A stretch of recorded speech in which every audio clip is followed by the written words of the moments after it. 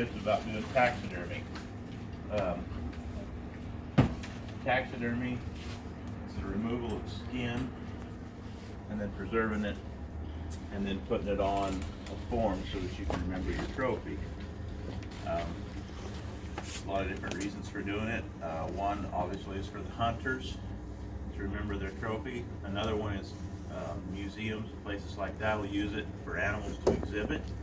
And then, you know, sometimes there's species that are extinct that they'll have things on and they'll keep it so that we can remember the things that we've lost. This here is the forms that we use when an animal's harvested. It gets brought in and the taxidermist takes a bunch of measurements of it, and then we skin it, and then we preserve the skin, we tan it. Here's a bobcat that's been tanned. All the flesh is taken off of it, everything. Just nice soft leather now. And how do they tan it? They tan it through several different processes. First thing you do is you flesh it all out, and then you put an acid on it, and that kind of sets the hair in it and kills all the bacteria in it. And then you take it out of that, and there's a big machine that has a razor knife on it. It's about the size of a dinner plate, and you bring it across there real carefully, and that takes all the excess skin and hide and everything off of it. And then after that process, you neutralize it, and then you can actually go into the tanning process. Now, do you do the tanning, or? There's a couple different types of tans. There's a wet tan, which means you tan it and you never dry it totally down. And I do a wet tan on all my deer and things that I'm going to use for taxidermy.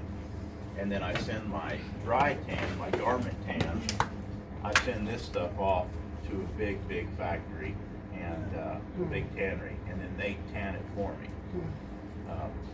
Like I said, this is what they consider a garment tan. So if you ever had a fur coat, or if you ever had anything with fur on it, this is exactly what they would do.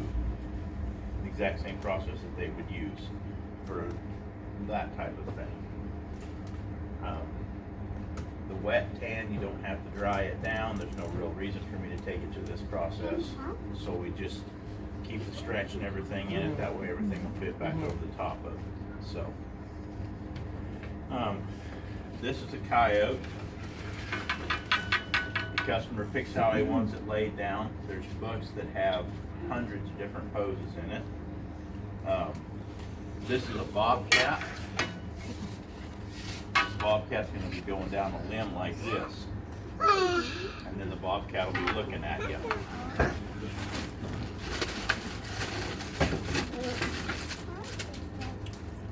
There's a lot of different ways that you can order forms. Here's two of them.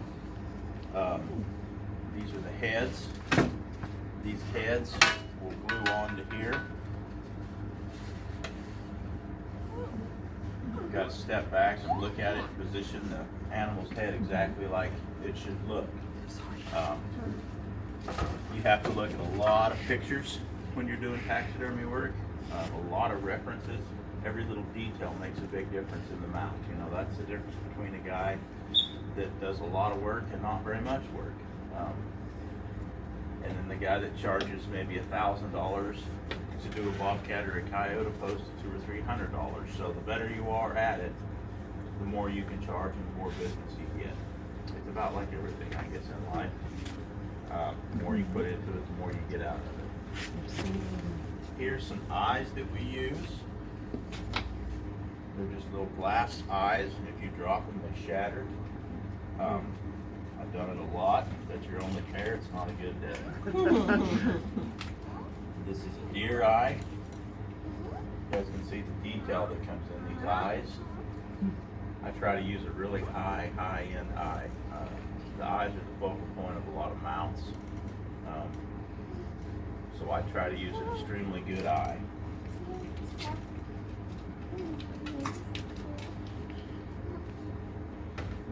This is a deer that I've got to do for somebody.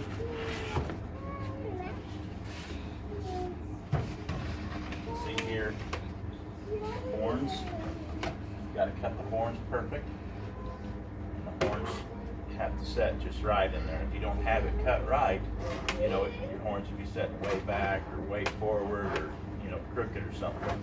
So again, a lot of this is reference pictures. You know, you do something, then you get a bunch of pictures of the live animals, and then animals are like people. Every one of them is just a little bit different, and every one of these forms is made exactly the same.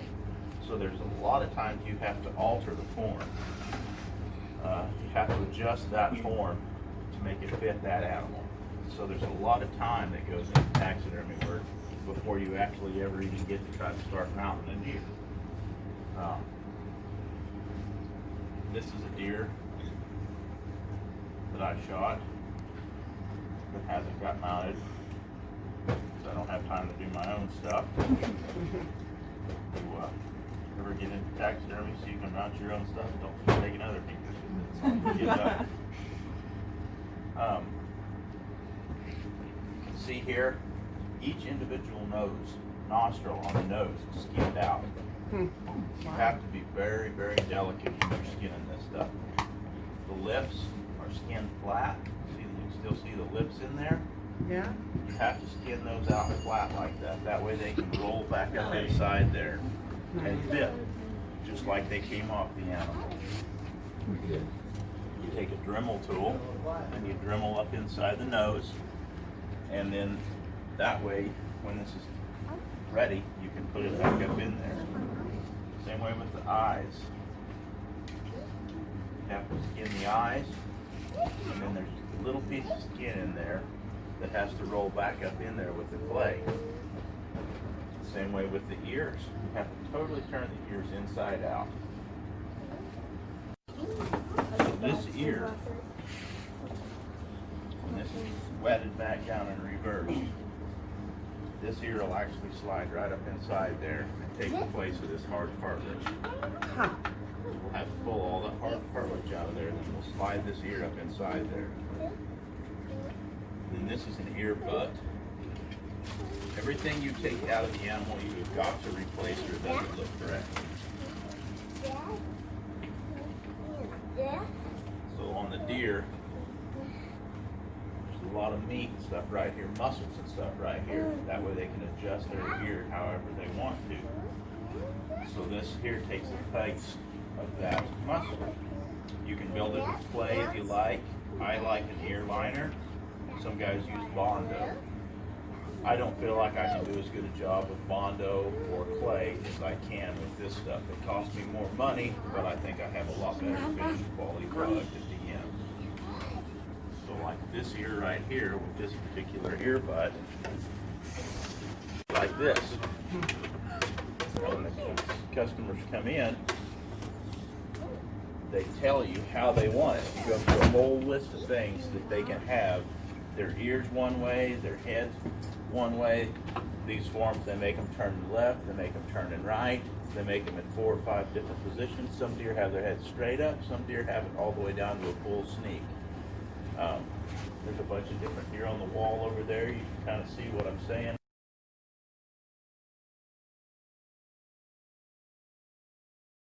Start to finish, just a typical deer, how long is that process? If that was your sole... About 18 hours, 18 to 20 hours. Yeah, from the time he comes in to the time he leaves, I got about 18 or 20 hours in. Wow. So, and then once they're dry, you've got to put clay up inside the nose, smooth it all out, and then around the eyes, smooth it all out. It's a special clay that doesn't shrink, it doesn't crack. And then you go ahead and you airbrush it. So you've got to sit there with the reference photos. And certain times a year, a deer has certain colors on his eyes. So in the fall, he'll be a lot darker than he is. You know, in the wintertime, you know, November, December, he'll be a lot darker around the eyes and stuff than he will be in September, October. So you've got to really know not only what time of year you're working with, but also the deer's normal colors. So there's a lot that goes into it if you want to be really an accomplished taxidermist. I kind of taught myself how to do this. I wasn't very good, obviously, at all. And then I started competing in taxidermy shows and realized I really wasn't very good at all there in a hurry.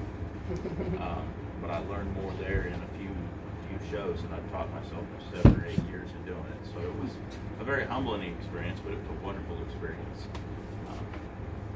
Just goes back to education, you know, whether it's a college education or whether it's a education you get from an apprenticeship, kind of like I did.